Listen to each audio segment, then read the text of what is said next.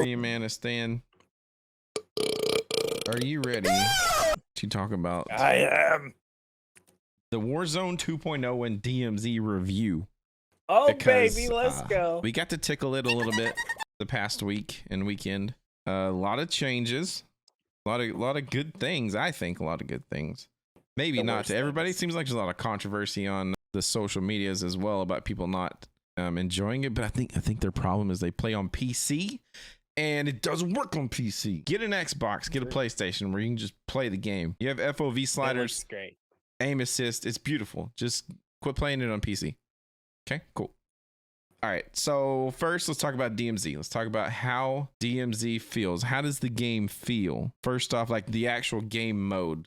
Like, what is your opinion on actual DMZ? I think people went into DMZ thinking it was going to be in the same vein as Escape from Tarkov. And I think that was the everybody's comparison mistake with it. Right. And in reality, if you think about the extraction shooter genre, because that's really what it is. Like, it's a whole genre. Like, yeah, Tarkov was one of the ones that helped start it, but there are like at least a dozen extraction based shooters where you drop in, you loot, you perma die, you lose your stuff, or you extract and get out. If you're not comparing it against Tarkov, it is an amazing addition to Call of Duty, something that is a unique spin on extraction shooters because you have the solid gameplay of Call of Duty, but you have this very familiar objective based mode, right? Where you're running around, you're picking up contracts to go do, to get money, to pick up guns, and then get out. So you get that experience, complete those missions, and get the cool loot. And I think honestly, it's one of the coolest modes Call of Duty has done since they got into the BR front. My only concern with it long term is, will it be supported down the road? Or is this drop like all we'll see free? Once you've unlocked everything in DMZ now, are you stuck waiting till the next studio decides to do something with it? Right. That's my big concern with it. I think that's a big concern for sure, because if it doesn't go over, like become like a main staple of like people love playing it and they get a lot of players playing it, they're not going to put time into it. And it's just going to be like, oh, that was a cool mode. And then it'll die out in a couple weeks. And everybody will just be on Warzone. I think the game mode, I think everybody expected it to be Tarkov for some reason, because that's what every streamer said. It's their Tarkov mode. Yeah. But did anybody from Call of Duty did Activision actually say that, or Infinity Ward? I don't know that they built it to compete with Tarkov and everybody expected it to compete with Tarkov. I don't think that was their intention from day one to make that comparison. I think people naturally saw it and said, oh, this must be like Tarkov, kind of like how we played the Cycle Frontier. And if you were to compare that to Tarkov, I would say it's not. It's not Tarkov. Right. I would actually say the Cycle Frontier has more in common with DMZ than it does Tarkov. Yeah. Although I faction-based questing is pretty much what it is. I mean, right. I think the only thing, like talking about things that could be improved on DMZ, is that there's not a stash. That was one of the things that people love about Tarkov, is playing with the stash. I mean, you have all your weapons, all your equipment that you can organize and play with, and people love that. Yeah, I'd say also just the ability to be able to, in Tarkov, right, you had these long goals, right? Like, yeah, you could improve your standing with factions, but that's because, you get better deals in the shop, you get access to certain things, but then you also had your hideout that you could upgrade and play with. And I think, like, I hate to say it, if you don't have that, there's almost no reason to keep playing DMZ. Like, once you unlock all of the things you can unlock in it, all the skins, the blueprints, operators, whatever, it's done. It's pointless. Yeah, you're done. And and honestly, only giving for the only reason to play DMZ is to get skins, blueprints, and emblems and stuff like that, and gun charms is not a reason to play it. Like most people, the majority of people who aren't like collectionist people that want to get all that stuff are not going to even touch it if that's all it is. That's a very small percentage of like gaming in general, and in Call of Duty that's even smaller. Most people in Call of Duty, they normally care about like their prestige rank, or they care about, like, especially now, it's their gun skins. Are they unlocking all the gun camos? Yeah, getting golds and platinums and all that.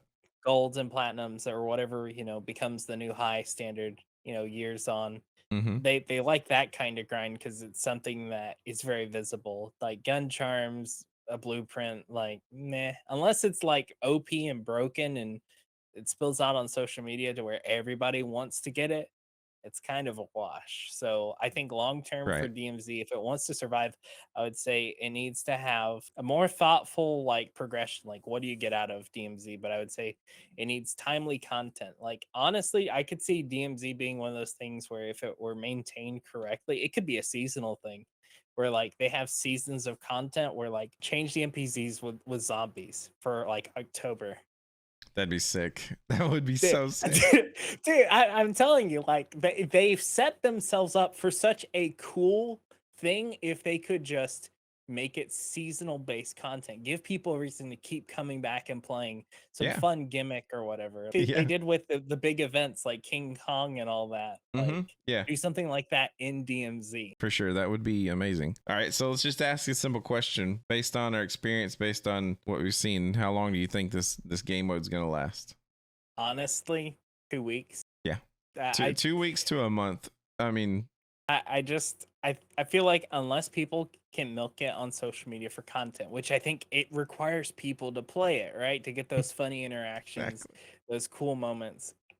I don't know. I think 2 weeks for DMZ. Yeah. I think there will be a niche population that always will play it, but as far as it being like this highly talked about played thing, yeah, I think after 2 weeks, after like the Thanksgiving and Christmas noobs come online, it's gonna drop hard. You're not gonna see people talking about it next year in 2023.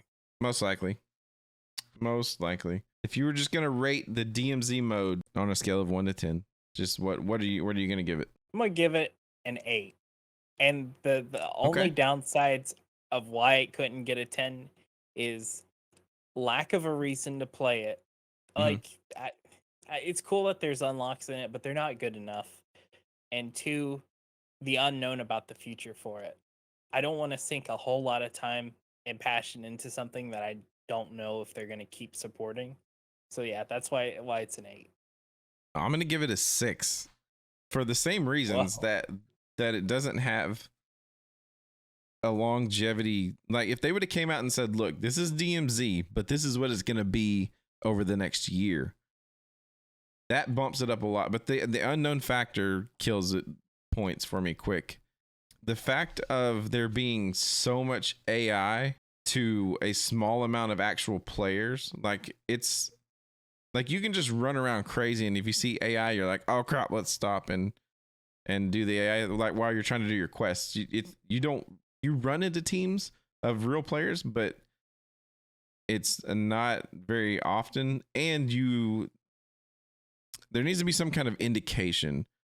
I don't know. Well, maybe there doesn't. Like in Tarkov, there's no indication except for like the scavs yell at you. But to know that you're fighting a team, I guess movement is kind of the indication because that's when you can tell they're real players. Yeah, it's a 6 for me. It's a 6 right now. It could go up based on what happens, but it's a 6. It's a 6er. Warzone 2.0, which I'm more excited about, I guess. I have higher hopes. The future. For that. Yeah, higher hopes. That's a way to put it. I know that will be supported. Yes, it will definitely be supported. Okay, so the changes from Warzone 1, we'll call it now. First of all, the inventory and / looting. So the backpacks is a good addition. I think the backpack size, where you can get a bigger backpack, carry more, as well as the plates. The vests that can give you 1 plate or 3 plates or 2 plates are excellent additions to more dynamic in the game, rather than it's just you can hold as many plates, put them on, and then another great part I thought of the inventory was how you can stack whatever you want. Like before in Warzone 1, you could have 5 plates. If you found a armor vest, you could hold 8. Right. Now you can hold 15 if you want to. You can just hold 15 plates and no extra grenades, or you can, like, instead of only being able to loot 2 grenades, you can hold your extra grenades in your backpack, or you can hold whatever else you find. Just it's open to putting whatever you want in your backpack. You're not hard capped to like 2 grenades or 3 plates. Like if you have space for more than 3 plates, you can carry more than 3 like plates. When we've been playing, I've been holding like 12 plates all the time. And it's awesome because when I restack 3 plates, those 3 plates come right back up into the little icon on the screen out of my backpack. That's awesome. So it's funny.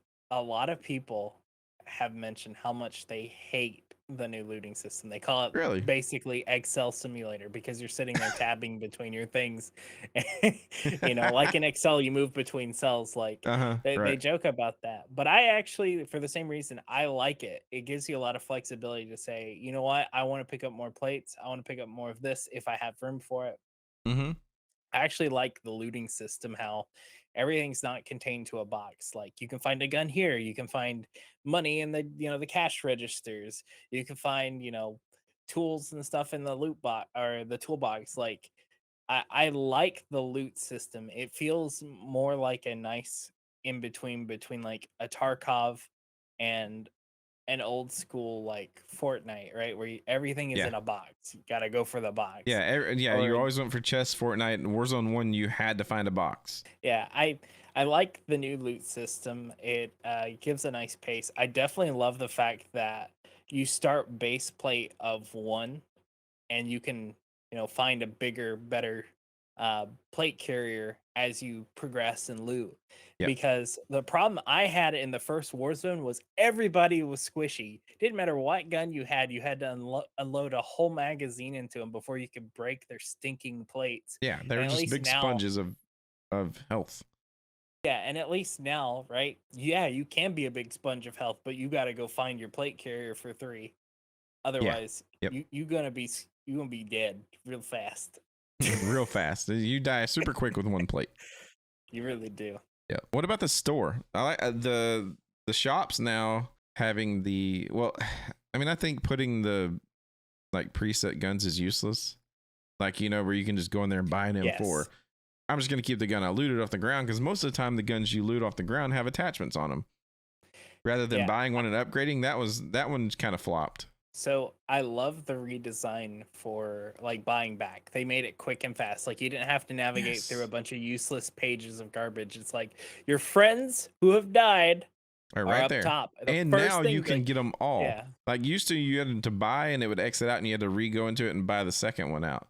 Now you can just buy. Yes. So I think the UI team was using their noodle when they came up with that one because Mhm. man, it's great.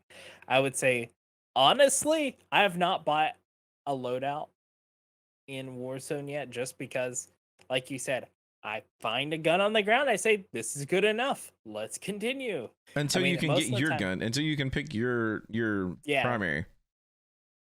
exactly.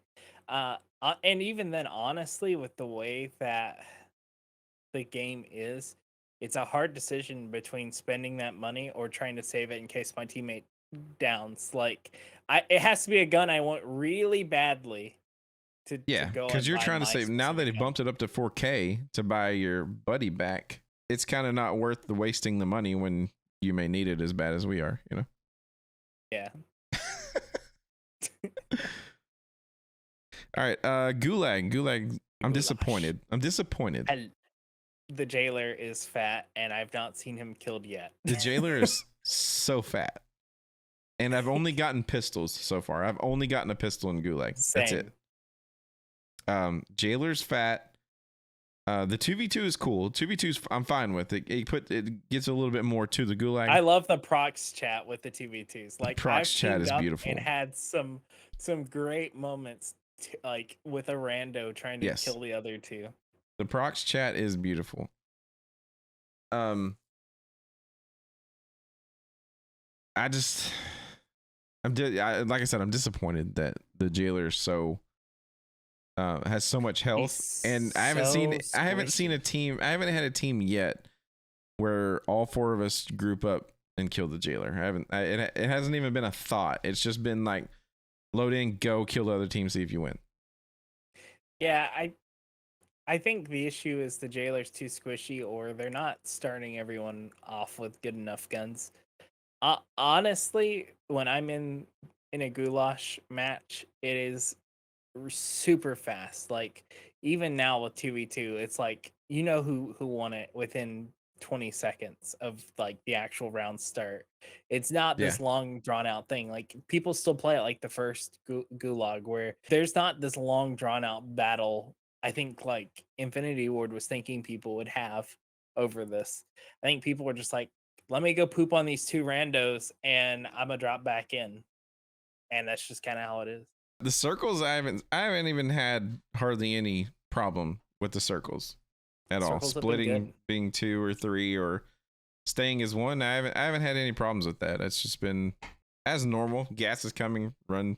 I like that it kind of keeps you on your toes, whereas before you could just predict kind of the circle where it was going to end. You had a Right. general good idea in Caldera, like, oh, the circle's here. I should probably go sit on this specific spot because it gives me a good advantage to go here or here if the circle closes in. And Mhm. at least now it's like, okay, well, the circle could split off to 3 and then move somewhere else when it closes back to 1. Yes, I like that. It keeps things a little bit interesting towards the end of the match.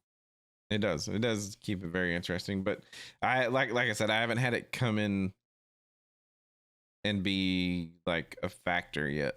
Really, I don't know how to explain it. The new map is top notch. What do you think about the new map, Freeman? I love the new map. I think it is the best one they've done yet. It is visually beautiful. It is interesting. Like I love the amount of verticality in it. Like it's not just it doesn't feel one dimensional. Like it feels like a real environment. Like, buildings have stuff in them. Buildings have multiple, doors and entrances and exits. Like in the city areas, like it's really detailed. And I'm like, man, they put a lot of thought into it. Like you could go Mm-hmm. literally on the same map, full like battlefield urban style combat to like out in the desert, like picking pot shots off at people to like on top of a mountain with like an observatory down to like an airport like terminal. It is absolutely insane what they were able to do with this map. And then you can ride the choo choo. I love the train. The The choo train's the choo best is so thing. beautiful. Yes. That is one Oh, of and the. I think that's the coolest addition to the map dynamics that they've had. the swimming and Swimming's the good, water mechanics and the boats. it adds Yes. so much versatility to how you can move around the map. Whereas before, right, in Caldera, yeah, there was water, but you couldn't touch it. Like you couldn't get on a boat and go drive around, the Yeah, you island. could stand At out on least the beach, now, the water out on the beach, but you couldn't swim. right? So like now, when we cross rivers, like I have the option: do I want to swim underwater? Do I want to, pop my head up? Do I want to get in this boat and go up the river? Do I like? It gives you a lot more options to play the game how you want to play it, and I think Mm-hmm. that's always a good thing. It is. I enjoy the new map. I think it's got a lot of good dynamics. It's gonna be one that'll last. All right, guys, that's Warzone 2 and DMZ review. I'm giving it a 10. You're giving it a 10? I'm gonna give it a 10. I Yeah, mean, unless there's it's something top notch. glaring that we haven't seen, I think it is the best battle royale that exists. And I'm gonna be 100%. honest, I'm burned out on battle royales. I'm excited for this one. Amen to that. Amen to that. Now, let's say thank you for watching this video. If you want to join us and watch these live and interact, we stream on Twitch on twitch.tv/Dutacular on Monday, Wednesday, and Thursday at 9 p.m. Eastern. You can show up there. Thank you, everybody, for showing up. We'll see you later.